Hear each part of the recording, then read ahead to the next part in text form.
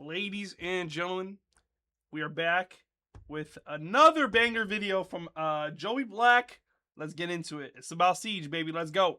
Everyone always comes in my chat asking how they can get better Good game volume. sense in Siege. Because Y'all when hear? you see someone playing with good game sense, it's incredible. They're pre-firing people around corners, they can predict what the enemies are doing before they even do it, and seem to have a perfect counter for everything. That's why in this video, I'm going to teach you everything you need to know about game sense, the different aspects of it, and most importantly, how to get better at it. If this video helps you, leave a like and let's get started. One of the most important aspects of game sense in Siege is your positioning. When you're thinking about positioning, you want to position yourself in places where you can leave. Let's say they're pushing over here in bunker. If I play right here, I might be able to capture them off guard, but this is a very risky play, and most of the time this won't work out because all they have to do is they have to flash me, and now I can't leave without them killing me. Instead of playing over there, maybe try over here instead. If they flashbang me here, I can retreat all the way back to pillar. Now, although they can see me for a quick second right here, this is going to be a much safer retreat because they'll only see me for a second. I can crouch, I can make it past very quickly. Now, the other thing you need to keep in mind with positioning is you need to be able to peek from multiple positions, so that way they can't just hold an angle and pre-fire you. So for example, if I'm playing here, if they get any info on where I am or even suspect that I'm here, there's only one spot I can peek from. I can peek from right here, and no matter what, your crosshair is always going to be looking directly at my face. Versus playing here instead, this allows me to peek multiple different directions, right? So I can peek this way, I can peek this way on these holes, I can even retreat back a little bit, and then I can peek from here, or I can peek this way on the wall here. This gives me much more freedom to be unpredictable in my pre-fires and my peeks. To have good game sense, you need to understand the diffuser. You need to understand how long it takes to plant, how long it takes to defuse, 7 how seconds. far away can you defuse the bomb, how long does the bomb last, what are some ways that you can know if the enemies are sticking or not. This is all important information for you to have. So first off, it takes 7.5 seconds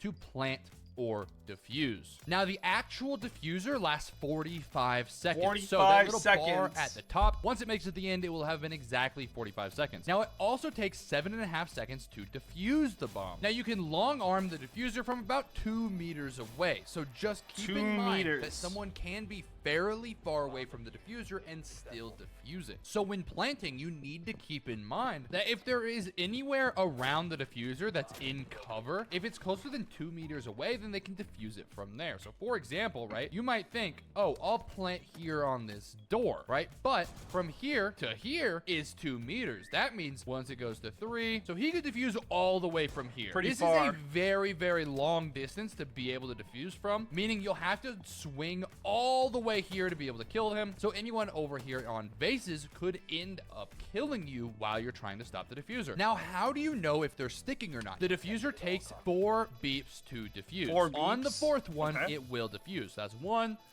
2, 3. On the 4th one, right after, it diffuses. This means if the diffuser hits twice, then usually they'll at that point get off the diffuser or commit. If it hits 3 times, you need to make sure that you are close enough to be able to swing right when the beep hits 3. Because once you hear 3, then they will be too close to defusing the bomb to get off of it and try faking it. Now, because the defenders, right, to get rid of the diffuser, it takes 7.5 seconds. And the diffuser lasts for 45. If you do a little bit of math, then they have 37.5 seconds from when you get the bomb down to when they need to start defusing for them to be able to win the round. So for example, right here is where it's too late for them to defuse. If it's past that, then it doesn't matter whether you die or not. They are not going to successfully defuse the bomb. This means all you're trying to do is get it to exactly that point on the diffuser, and all of a sudden, you win the round guaranteed. One thing holding back a lot of players' game sense that I see all the time is forcing bad plays because it worked once. So one example, right, is maybe you smoked off theater door with Capitao, you repelled in the big window, you went over here, you got the plant down, and wow, this worked incredibly. The issue is this is not actually actually that good of a play without coordinating with your teammates and making sure that you have the perfect opportunity to do it. So for example, there has to be nobody here. You have to have VIP control. You need somebody over here in Hall of Fame, making sure that there's nobody swinging this. You got to make sure they don't have any C4s, because then the next 2 times that you do this, right? I'm out of smokes, but let's just pretend with a fire. Maybe I flame off the door instead. I repel in. I go for the plant. And instead, now I get C4. And then I do it again, and I get C4'd again, because they can just peek the door like this and toss their C4 however they feel like. So make sure that it's actually a good play that will work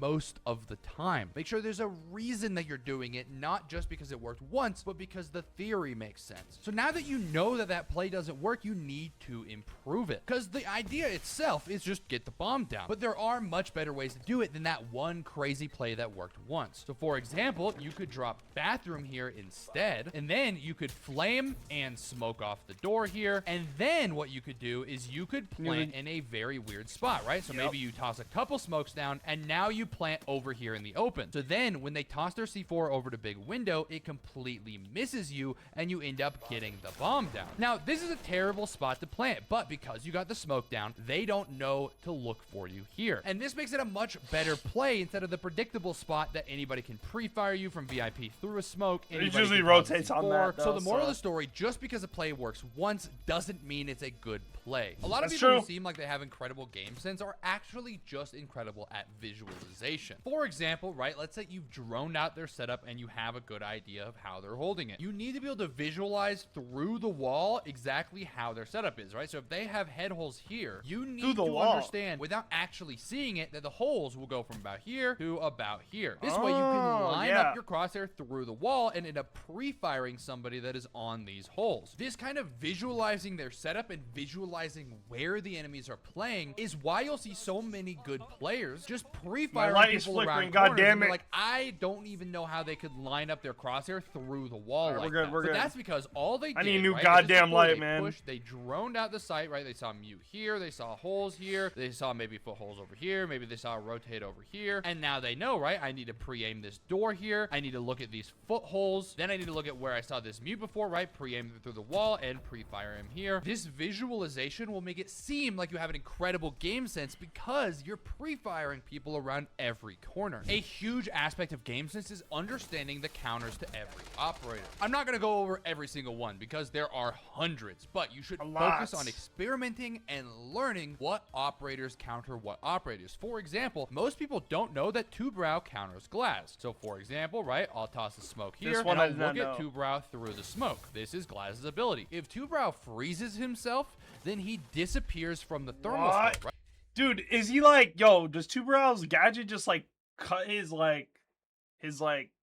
shut down his nervous system or something? Like, although I can still see him through the smoke, he doesn't show up on my thermal anymore. This is because he made himself really, really cold. So if he does this before swinging, for example, then I might not even register him as an enemy because I'm looking for yellow highlights. If I'm swinging this way, right, let's say I'm holding this angle and two brow peeks me, then he's like a bright yellow highlighter and I just go tap, tap, tap. But if instead he throws a freeze at the ground and then swings me, then it might be a lot less likely that I'll even notice him. He blends in a lot more. A huge aspect of game sense is your map knowledge. So for example, map knowledge, baby. Up right here. A lot of people, right, well, they'll toss a C4 here, but there's a good chance that they'll die, right? Like, this is not a good C4 to throw because you're on border, which means instead you can toss your C4 above here, right? You just have to shoot that, and now I can toss my C4 over, and it will land on Buck as he's pushing up. Oh, my headset turned off. Shit. Give me a second. God damn it. God damn it. Yeah, I don't know why my headset does this, bro. Please, can someone please help me? Logitech headset shuts off for no reason. Doesn't charge sometimes. I need help, bro. I need help. Please. and I we're good never have to expose myself for a second. There's also this one right here. You Let me can know if toss a anyone else C4 has that over issue. this wall and kill any hard breachers that are going for the wall. Now, this also works on attack, right? You can throw flashbangs, you can throw grenades, you can use grenades to get utility off the wall. If they're running a bandit, Why is you there just 2 toss a bandits nade on over one the wall? It gets rid of the bandit. They can't bandit trick it, and you get the wall open. There are a ton of these types of things that you can abuse on all sorts of maps. You just need to recognize them and figure why is it out lagging how like that? you can best use them to your advantage. If you want to improve your game sense in Siege, you need to have a way to improve after every death. After every single death, you need to figure out what you did wrong and how you can do it better next.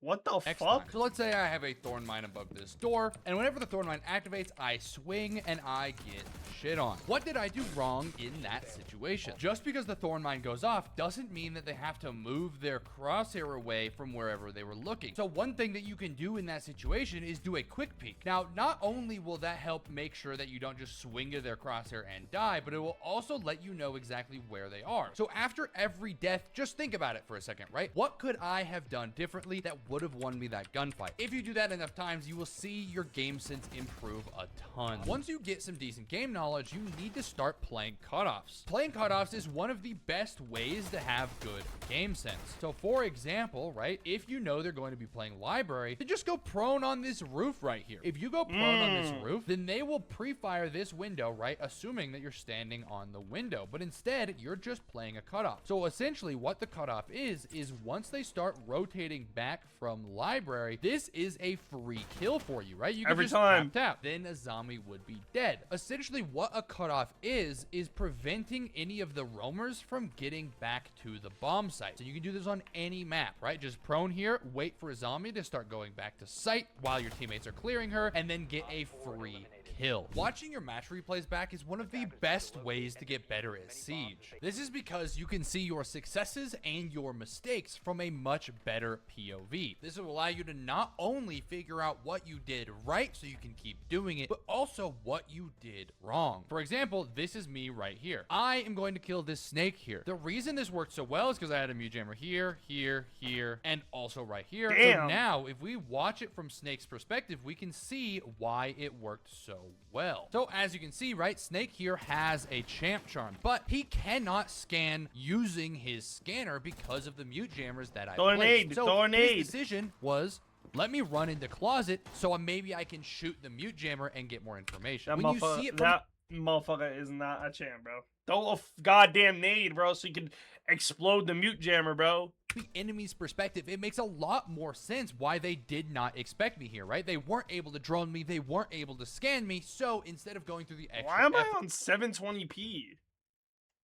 effort of like nading a mute jammer or anything like that, they just try to run into closet so that way they can shoot the mute jammer. Now this also applies whenever you lose a gunfight, right? So I get this kill on this guy right here, but then I end up dying to Maverick. This is because I was not aware of where he was. All I need to know from this death right here is that I should have been more aware. I should have at least checked the stairs before running across, right? I know that there are holes right here, and watching this back, it's just going to solidify in my head. I need to be checking these angles. I shouldn't just run past without thinking, because there could absolutely be someone here since we have no real utility making sure that he's not. Part of having game sense is capitalizing on gaps. Most people talk about finding gaps in the defense, but you can also find gaps in the attack. So for example, right, let's say you're playing Master here and they are doing a library take. If you notice that they all have left K9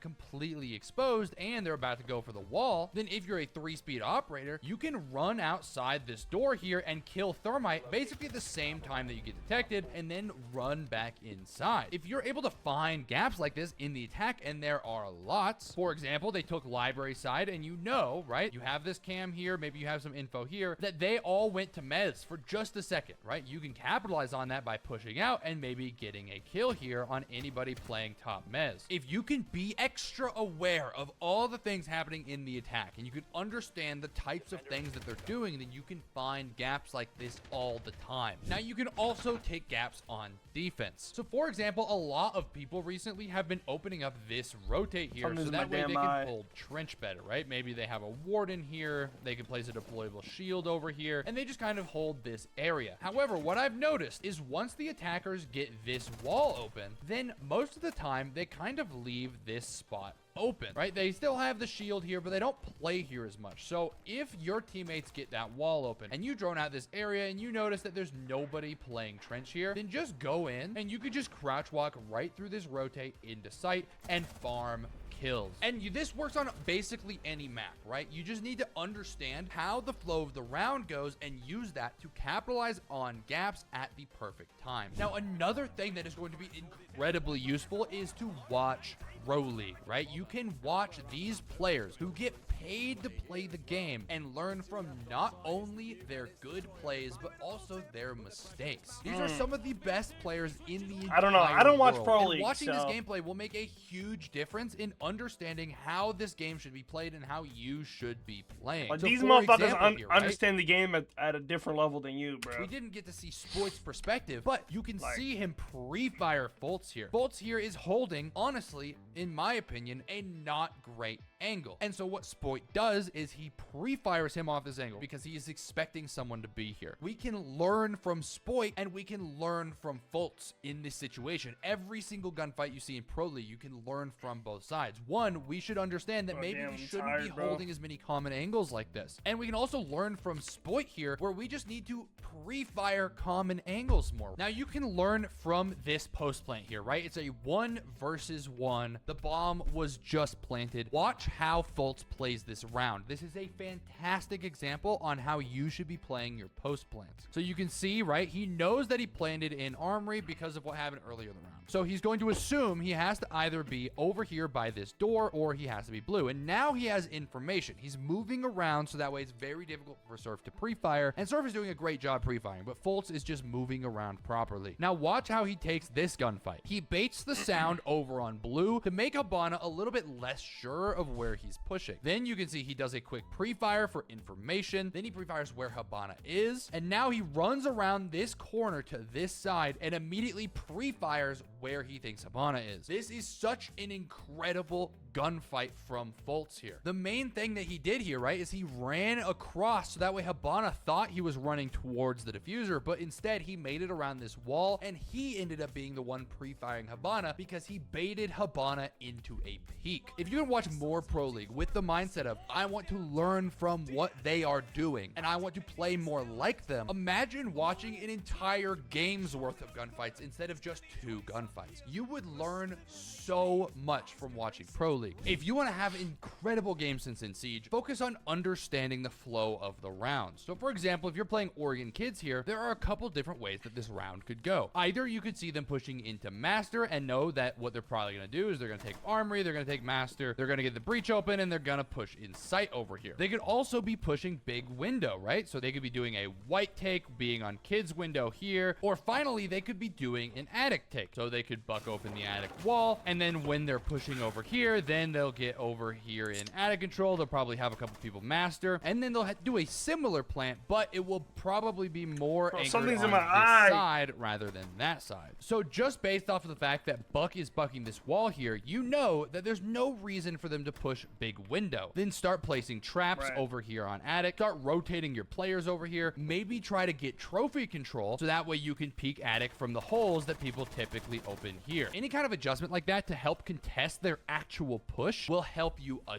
ton. You just need to be able to read what push they're doing and play accordingly. You probably have better game sense than you think in Siege. You're just not taking your time. So an example of rushing through a take would be, let's say I drone out hookah here. I'm like, okay, this looks good. Let's check back here. Okay, this is good. Check the oh, it's clear. Let me run in. And then you die to this smoke right here, who was actually watching the whole time. You didn't take your time clearing out all all the angles. So a better way of doing it would be taking your time to clear out every angle without your drone getting shot, right? So jumping it up here, checking these head holes. Oh, there's a smoke there. Look at the rotate, don't see anybody there. You check this real quick, go through here, see there's somebody here. If you clear out all those angles and it's clear, great. If not, now you know what you need to clear, right? And then you need to steadily work your way through each angle. So for example, let's say you drone this and you drone this. So you know there's nobody swinging the door. Maybe get an air jab over here. So that way they can't swing it unless you hear them shoot the air jab. Now both of these angles are cleared out, right? Then you can pre-fire the smoke here, right? Get the kill, you can crouch in, maybe peek this angle and get in and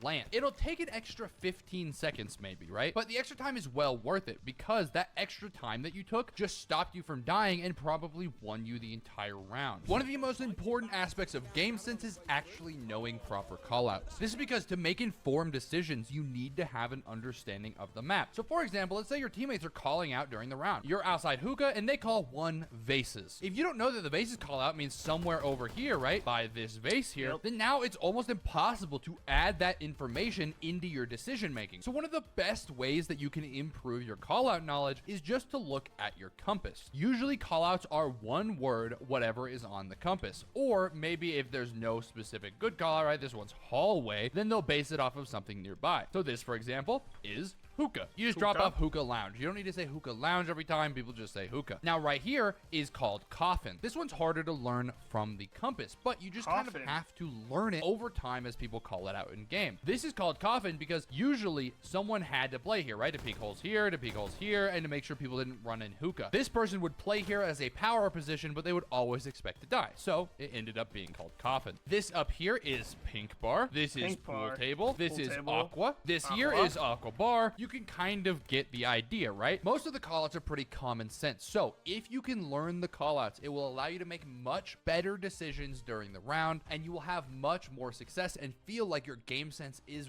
way better. Hell yeah, brother. What the hell? Hell yeah, brother. Nah. W video, Joey Black. W goddamn video. Once again, hell yeah.